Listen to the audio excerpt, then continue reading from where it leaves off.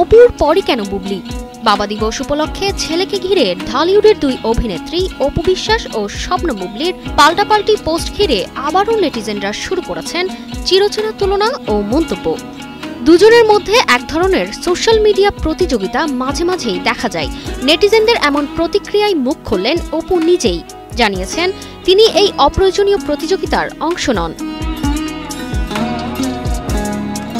অপু বিশ্বাস স্পষ্ট ভাষায় লিখেছেন, আমি একজন মা, একজন অভিনেত্রী ও একজন উদ্যোক্তা। আমার কাজ, আমার সন্তান ও নিজের দায়িত্ব নিয়েই আমি ব্যস্ত। ব্যক্তিগত মুহূর্তগুলো যখন অনুরাগীদের সঙ্গে ভাগ করি তখন কোনো নাটক করার উদ্দেশ্য থাকে না, বরং আমি চাই আমার সন্তান তার বাবা মাকে নিয়ে সুন্দর শৈশব কাটাক।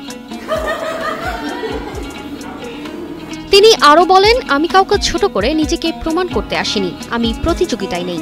সম্মান অর্জন করতে হয়, কন্টেন্ট বানিয়ে নয়, কাউকে ছোট করে নয়।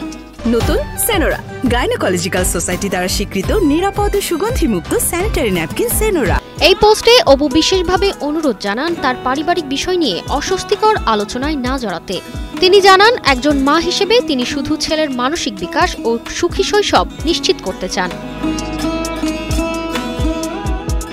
এদিকে অপুর পোস্টের পরেই বুবলিও শাকিব খানকে নিয়ে পোস্ট করেন। প্রতিবারের মতো এবারও নেটিজেনদের মন্তব্যে দুই নায়িকার মধ্যকার পাল্টাপাল্টি প্রচার উঠে আসে। তবে অপু বিশ্বাসের ভাষ্যে বোঝা গেল তিনি এবার এই বিতর্ক থেকে নিজেকে সরিয়ে রাখতে চান।